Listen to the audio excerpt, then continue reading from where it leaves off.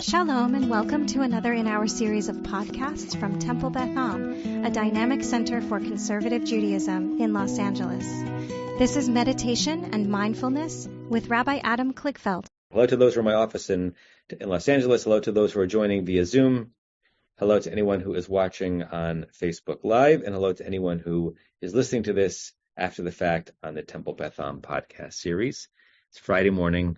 I missed last week. I think some of you meditated with Rabbi Chorny. It's good to be back in this zone. And it's almost always the case that my personal meditations and the meditations that I lead during the Omer are focused on the Omer.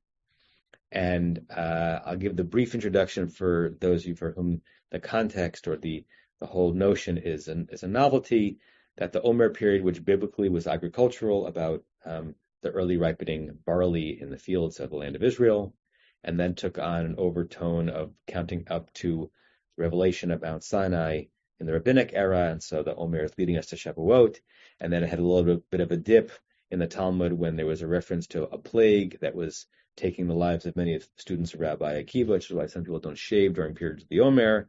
Then the Kabbalists came and said, we can do more with this period of time.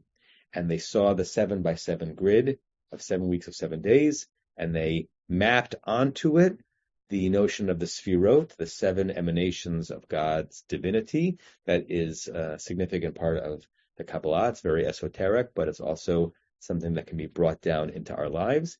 The idea being that there are at least 7 ways in which God is God, and it's almost always the case that almost everything we say or aspire or fantasize about what God is actually an invitation for us to try to get up on our tippy toes and get there as well.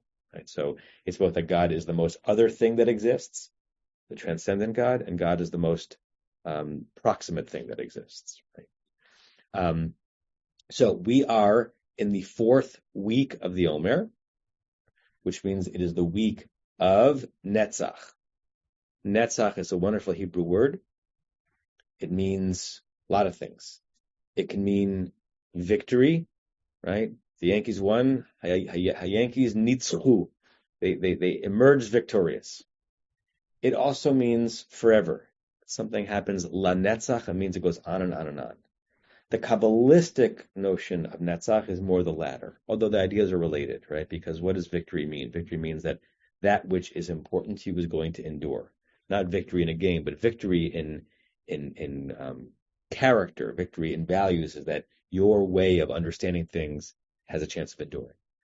So the Kabbalistic notion of Netzach is God's eternality, hu haya v'hu hoveh v'hu yeh, God always was, is now, and always will be.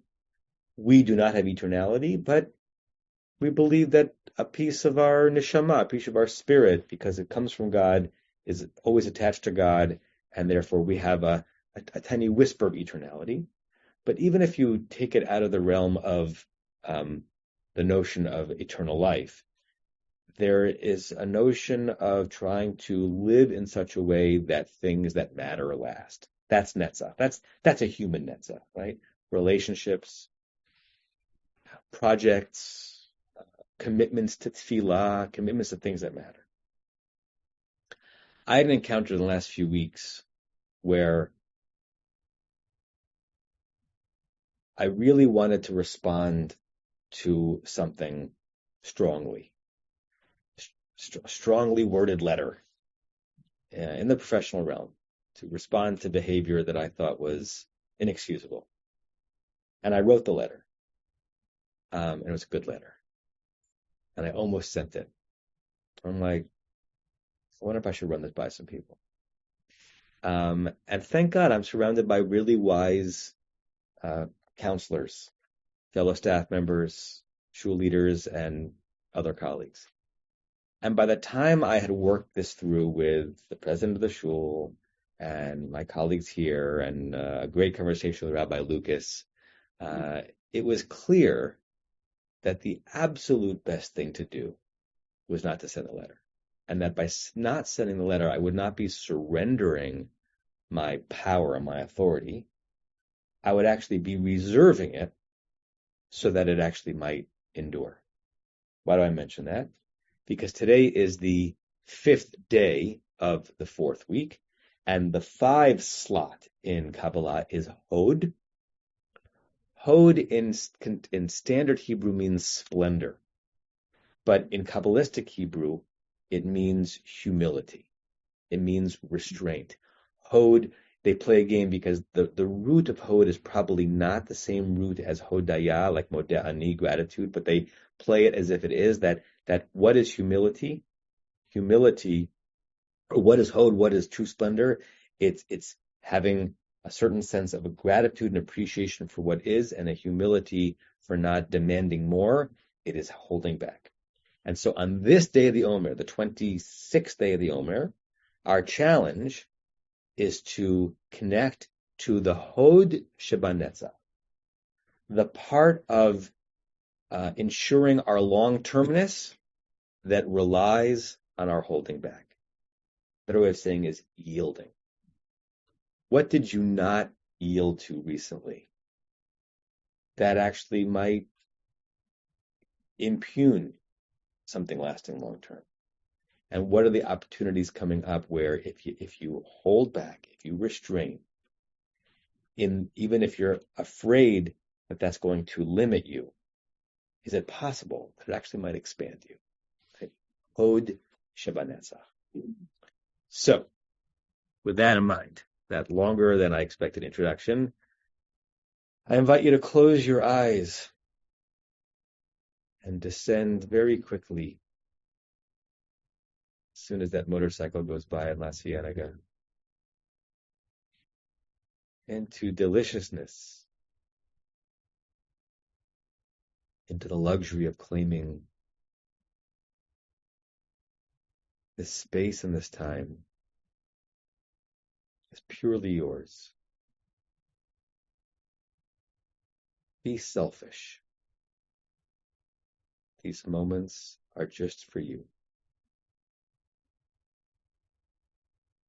Your mind to empty,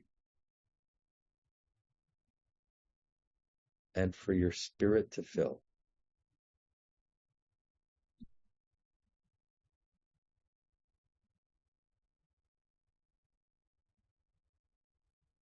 Haven't already, place your feet flat on the ground in front of you. Place your hands on your legs.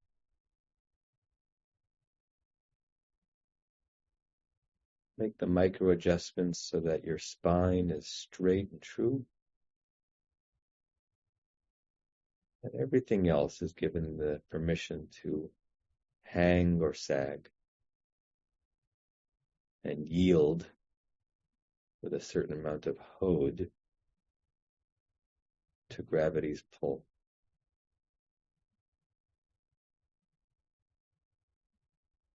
Let your shoulders yield. Let your belly yield. Let your jaw yield and be unclenched. Let even your eye sockets yield and release the tension that always holding around our eyes. Flatten out that skin of the brow.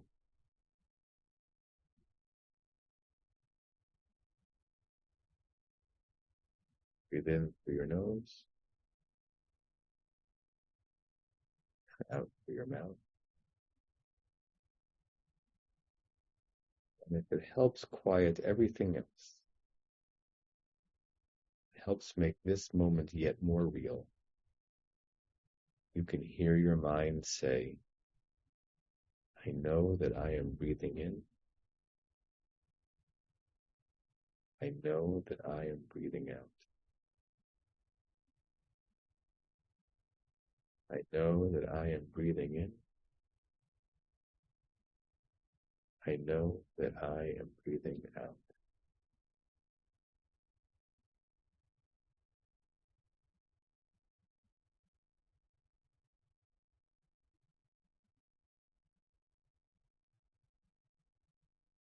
In a few moments, just deepening this pose, clearing out the clutter,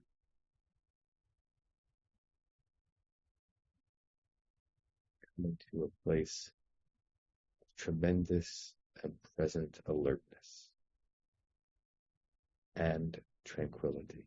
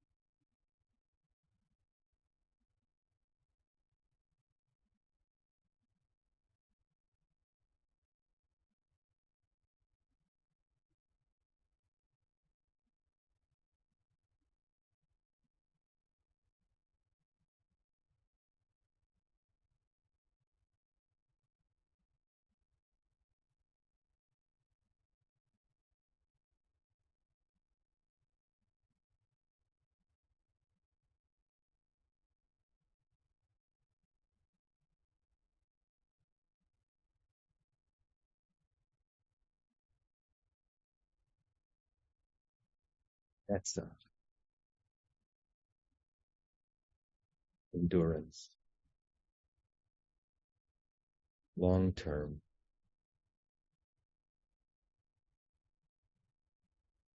lasting nature of that which is important.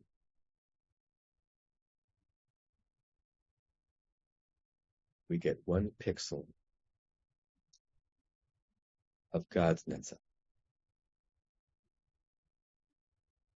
God's Netzach is comprehensive. Get 1 dose of it. 1 tiny morsel of a sense that that which we are involved in has Netzach. Last, endure.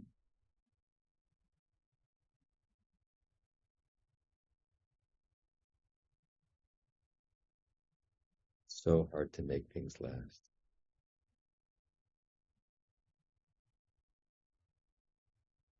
The nature of nature is that things wither on a cellular level, a relational level.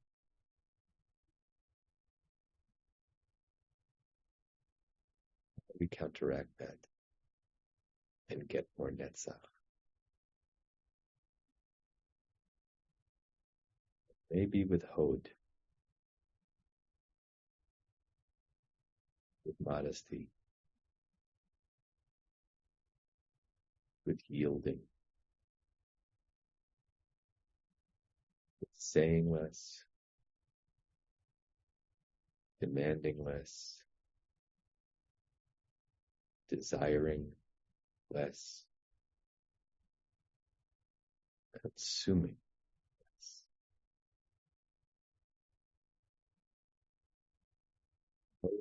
Shebanetzach. How does your yielding lead to your lasting?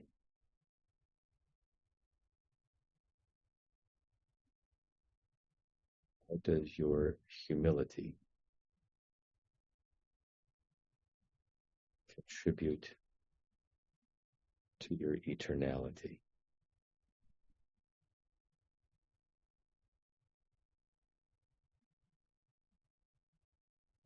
Shebanetzach.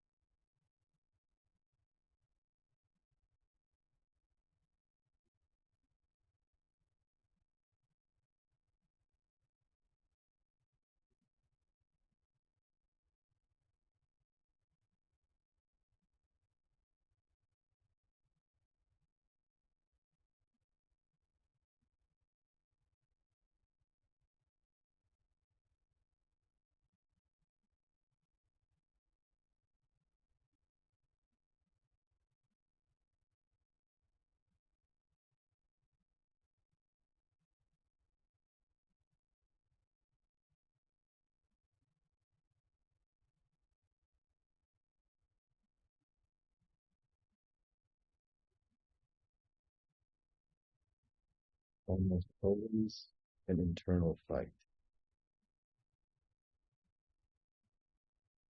to project your hod,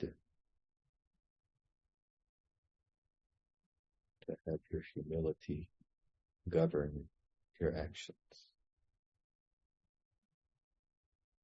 It always feels like you're losing now. But hod shebanetzach reminds us that we might be winning and enduring for a long time because of today's yielding. Hod shebanetzach.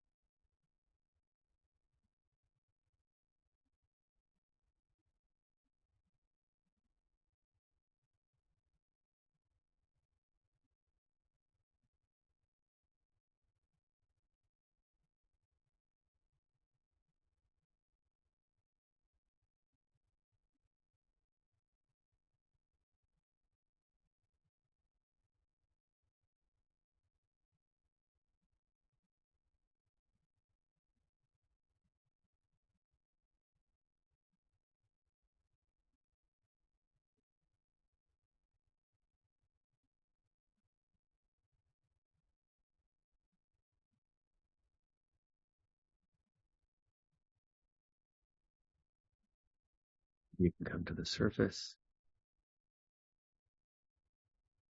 share the closing meditation prayer. If you have it in front of us, you can pass it around.